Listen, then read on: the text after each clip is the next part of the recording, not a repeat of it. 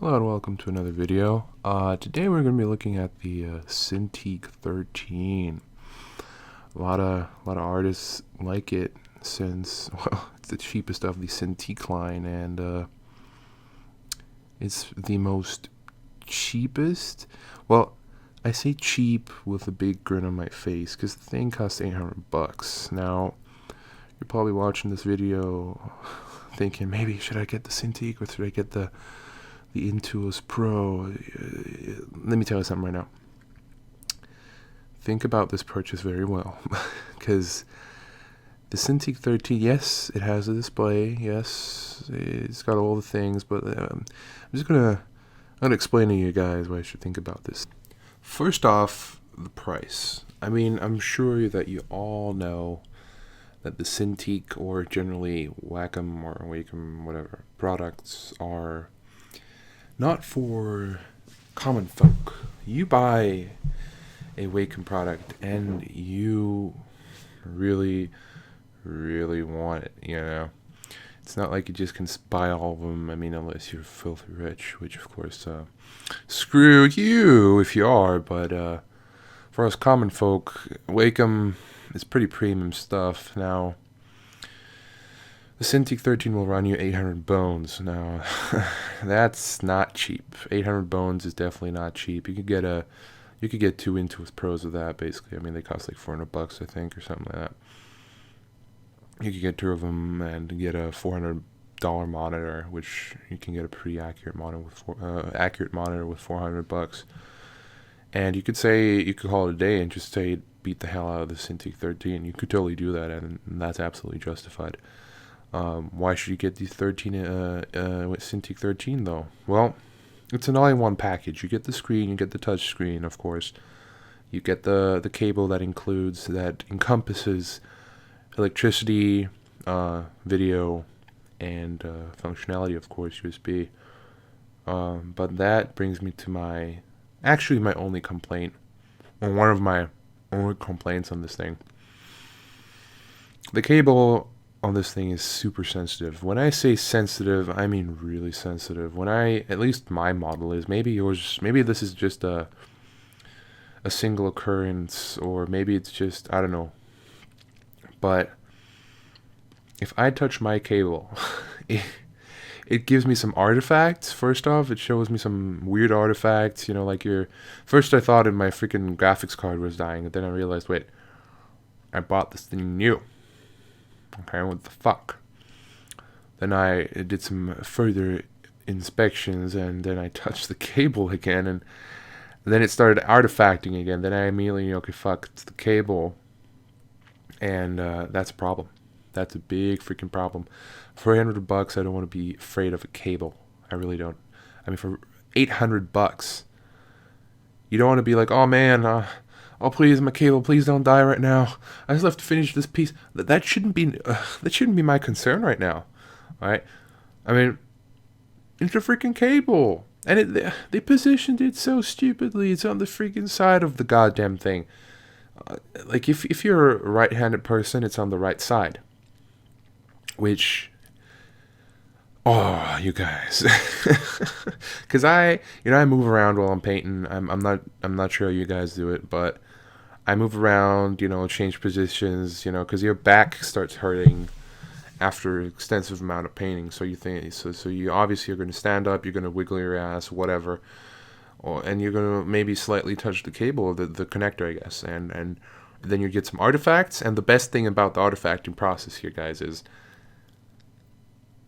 your Wacom pen stops working because it was disconnected for a second, and it stops working, and then you have to restart the entire computer. Now, luckily for me, I have an SSD, so literally my computer switches itself back on in like 7 seconds.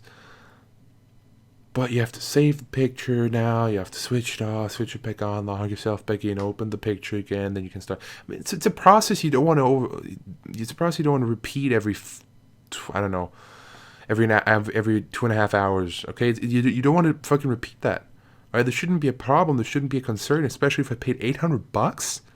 What the fuck's up with that? I mean, you can't tell me that in quality control nobody noticed the obvious flaw. I mean, really? Okay?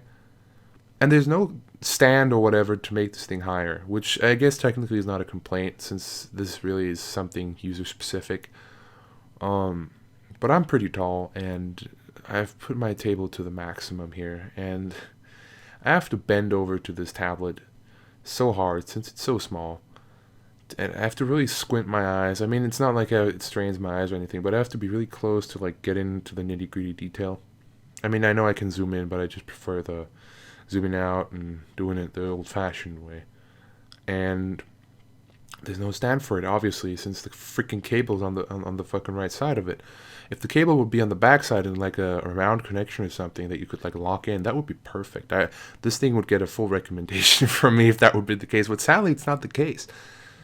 This cable screws you over. It screws the whole product over. I don't know, man. I mean, I will still recommend it, kinda. It seems like not a lot of people are having this problem, so maybe it's just mine.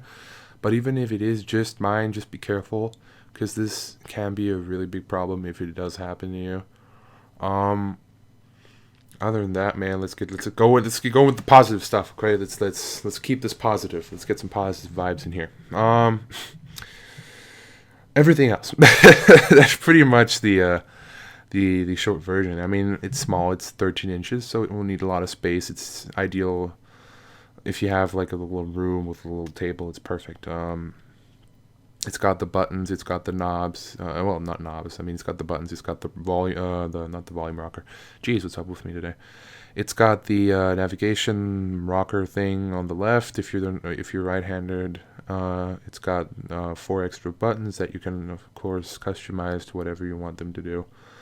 You get this neat software, this, I forgot what it's called. Basically, you get a software in which you can customize all of it. You can customize the pen sensitivity. You can customize all sorts of things. What you really, I mean, you guys know the drill. You can do all that crazy stuff here. Drivers work mostly perfectly. Sometimes you get some odd glitches that you in Photoshop, but I mean, other than that, dude, it's a solid tablet if it weren't for the cable. As I said, maybe it's just my particular version or my particular sample. I don't know, but I know it annoys me.